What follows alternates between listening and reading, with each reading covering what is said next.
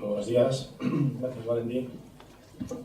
Lo que haré será presentar algunos de los resultados que hemos obtenido en la sección departamental de Ingeniería Química de la Universidad Autónoma de Madrid, en la que llevamos desde hace unos años trabajando en la tecnología de membranas aplicada a bioreactores, y más centrados sobre todo en el control del ensuciamiento. Los bioreactores de membrana, aquella tecnología que emergió hace más de una década como un sistema emergente, hoy por hoy es una tecnología ampliamente utilizada, apoyada por unos, criticada por otros, pero lo que sí es cierto es que aún existen algunas limitaciones, y una de las más importantes es el control del ensuciamiento, diferentes tipos de ensuciamiento que hemos detectado en las membranas durante estos años de experiencia a escala industrial. Esto conlleva problemas operacionales, además del aumento en los costes de operación, asociados principalmente a la aireación. En algunas de las tecnologías llega a suponer más de un 70% del coste de operación de aireación para el control del ensuciamiento. El ensuciamiento está básicamente determinado por 4 bloques de características. Uno serían las características de la alimentación, del agua residual tratada. Otra las características de la biomasa, del licor mezcla. Cómo estemos operando el reactor, también hemos visto que va a determinar la velocidad de ensuciamiento. Y los módulos y las características de las membranas también van a determinar en gran medida la velocidad a la que éstas se van a ensuciar.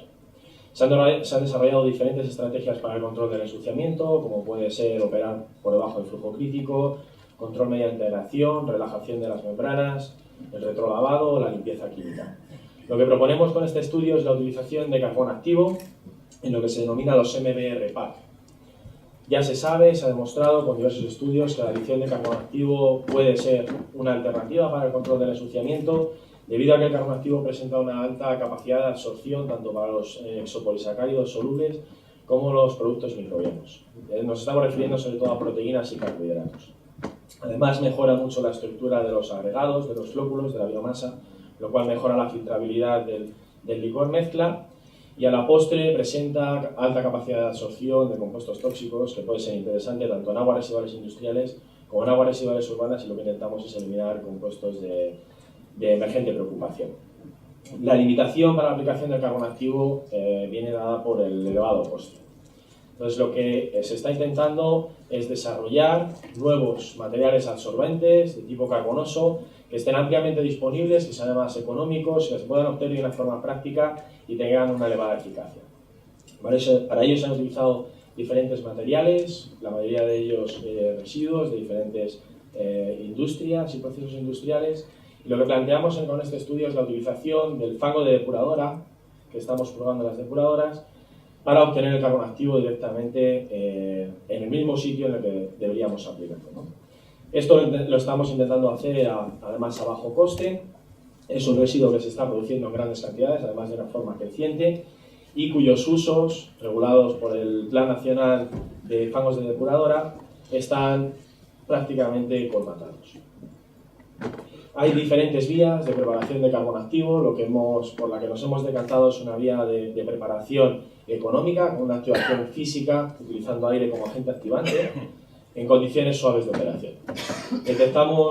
Logramos desarrollar una colaboración con una industria cosmética en el que esas aguas residuales se caracterizaron, se vieron que tienen una alta carga orgánica, presencia de productos farmacéuticos y de cuidado personal, y además un agua con una biodegradabilidad bastante grande. La línea de tratamiento para estas aguas suele consistir en un pretratamiento físico-químico y después un sistema biológico. Por aquel entonces tenían un reactor secuencial discontinuo, y lo que intentamos fue plantear la instalación de un MBR que permitiese además la reutilización de las aguas.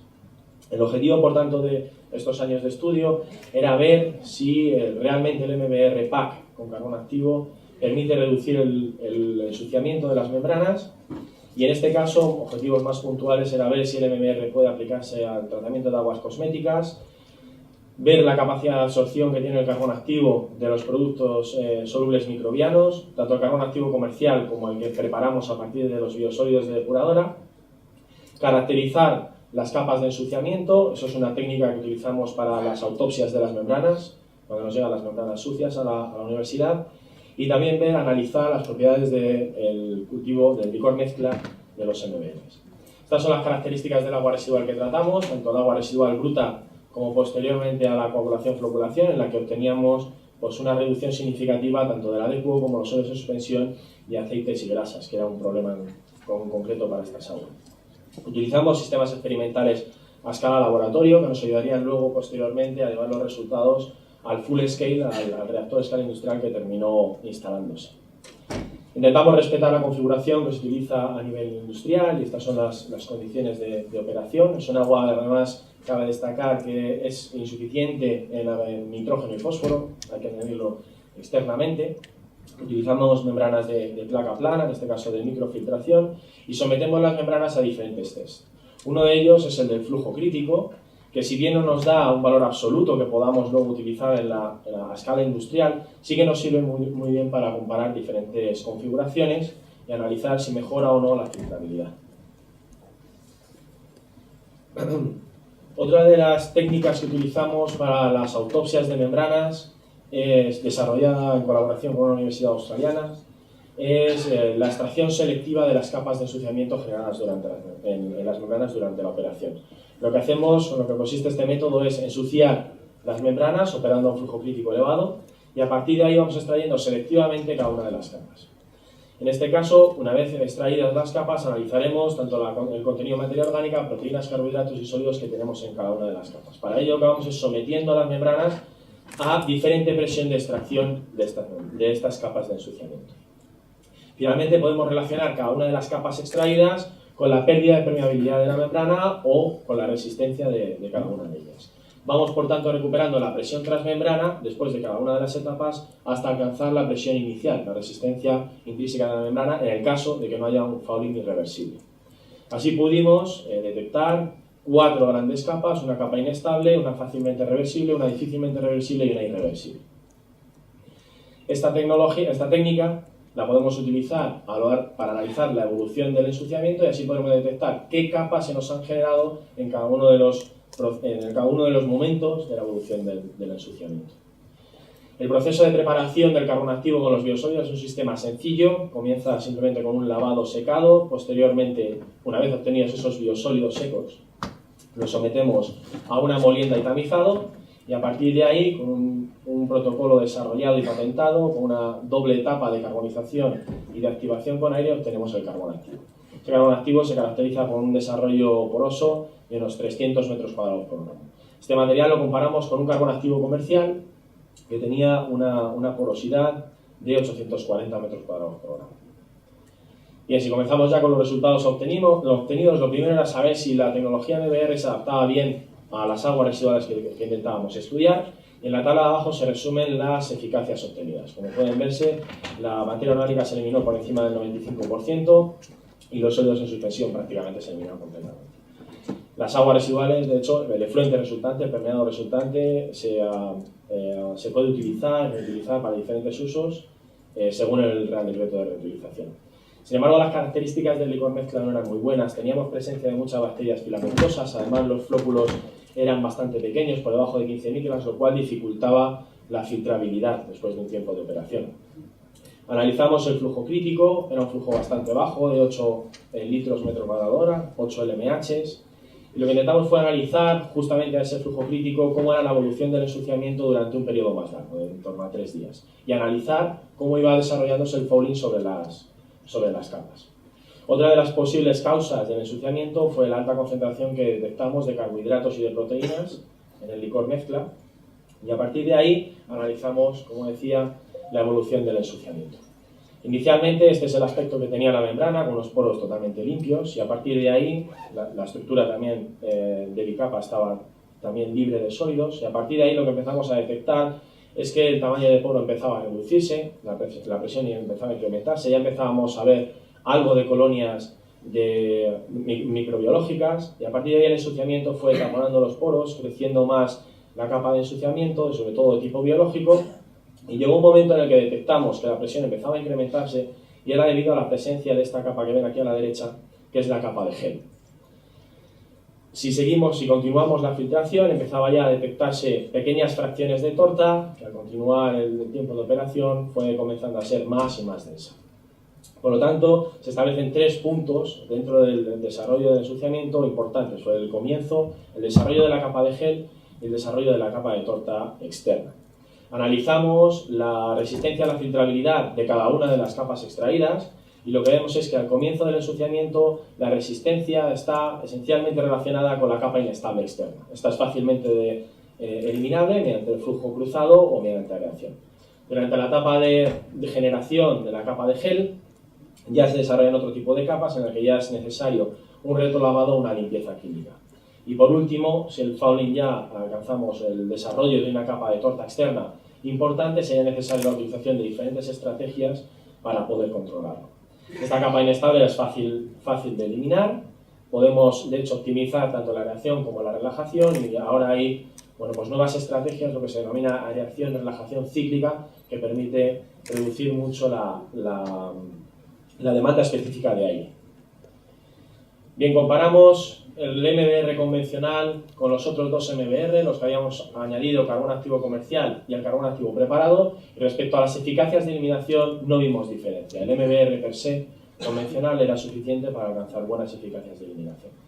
Donde sí vimos diferencia es en este test, en el que fuimos aumentando el flujo de permeado y vimos cómo iba aumentando la presión transmembrana. La línea verde es cómo aumentó la presión transmembrana en el caso del MBR convencional, la línea azul es para el MBR con carbón activo comercial y la línea morada en aquel que habíamos añadido los carbones activos preparados a partir de los biosólidos. Como ven, el aumento de la presión transmembrana pudo reducirse mucho con la adición de carbones activos. No llegamos a la situación esta, en el que aquí tienen la foto de la membrana, en la operación del MBR convencional, en ninguno de los casos. Esto permite aumentar el flujo crítico en un 25%. Esto se traduce en que aumentamos el flujo de permeado en un 25% o reducimos las necesidades de área de membrana en un 25%. Posteriormente hicimos un ensayo a larga duración de filtración durante 10 días, en el que observamos la línea naranja sería el aumento de presión en el convencional, el MBR convencional. En la línea azul es en el caso que habíamos añadido el carbón activo comercial. La tendencia de presión es prácticamente la misma, pero lo que sí obtenemos es retrasar la aparición del ensuciamiento, la aparición de esa primera capa irreversible. Y en el caso de añadir los carbones activos obtenidos a partir de biosólidos, no observamos ensuciamiento de las membranas. La siguiente cuestión era preguntarse por qué observamos esta diferencia. Entonces empezamos a analizar cuál era la capacidad de absorción de ambos materiales, de los dos carbones activos, para retener carbohidratos y proteínas. La capacidad de absorción era en ambos casos bastante elevada, sobre todo en el caso de las proteínas, que se van a alcanzar capacidad de absorción de hasta unos 700 miligramos por gramo. Pero la capacidad de absorción era similar en ambos casos, lo cual nos explicaba que por qué en el caso de los carbones activos preparados esto había funcionado mejor. Analizamos después la reversibilidad en la absorción de estos carbohidratos y proteínas. Si somos capaces de revertir la absorción, estaríamos teniendo el carbón activo durante más tiempo, la superficie del carbón activo durante más tiempo disponible para la absorción. Entonces, en el caso de los carbohidratos, vimos que la mayor parte de la fracción de lo que se había absorbido se absorbe de una forma irreversible. En el caso de las proteínas sí que hay una fracción, que es la parte del sector azul, sí que hay una fracción más importante que es reversible. Y sobre todo, en el caso de los biosólidos, la capacidad de reversibilidad es el doble que la capacidad de reversibilidad en un carbón activo comercial. Vimos que en ambos casos la concentración de proteínas y carbohidratos se reduce en un 50 o 60%, lo cual podría explicar también en parte la reducción del ensuciamiento. También las características del tamaño de agregado de los agregados microbianos eran mayores en el caso del carbón activo, en el caso de añadir carbón activo. Pasamos de un tamaño medio de flóculo de menos de 15 micras a más de 30 micras, lo cual mejora la filtrabilidad. Analizamos cómo era el proceso de colonización del carbón activo añadido y en el caso del carbón activo comercial la colonización fue más rápida, ya al mes teníamos todo el carbón activo colonizado. En el caso del carbón activo preparado a partir de biosólidos fue necesario 2 meses hasta colonizar el carbón activo, pero al final en ambos casos el carbón activo terminó colonizándose. Para el MBR que operamos con los carbones obtenidos a partir de biosólidos de depuradora, observamos de visu, ahí lo tienen marcado con círculos rojos, estos macroagregados que llegaban a ser de 2 centímetros. Una cosa importante es la estabilidad mecánica que luego tienen estos agregados. Entonces sometimos los 3 licores mezcla de los 3 MBR a un estrés hidrodinámico mediante agitación rápida. En el caso del convencional, después del estrés hidrodinámico, vimos que el flujo crítico descendía un 25%. debido esencialmente a la desorción de EPS y SMPs al medio.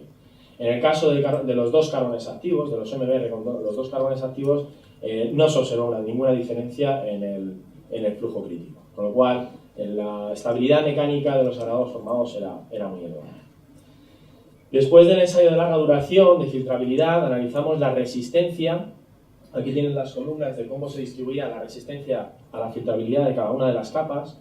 En ambos casos, para el convencional, desde el primer grupo de barras, como ya he comentado antes, la mayor resistencia viene por esa capa inestable externa, y observamos exactamente lo mismo cuando añadimos carbón activo, pero las dos capas fácilmente reversibles e difícilmente irreversibles, se redujeron muchísimo cuando añadimos el carbón activo.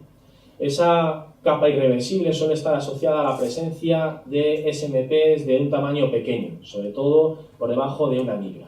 Entonces nos centramos en analizar cuáles eran los proteínas y carbohidratos que habíamos retenido sobre las membranas. Analizamos su fraccionamiento molecular, sobre todo centrándonos mucho en aquella fracción menor de 1 micra. Como decía, suelen causar el fouling irreversible. Entonces observamos que en los carbohidratos, en el caso de los carbohidratos, el 85% de los carbohidratos eran menor de 1 micra cuando estamos operando un convencional, un MBR convencional, y reducimos esta fracción de partículas de carbohidratos menor de 1 micra al añadir los carbones activos.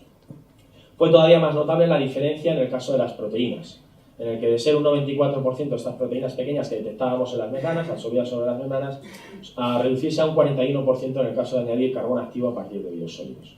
Esto parece estar relacionado, podría estar relacionado, con una diferente selectividad en la absorción de esas partículas pequeñas en nuestro carbón activo.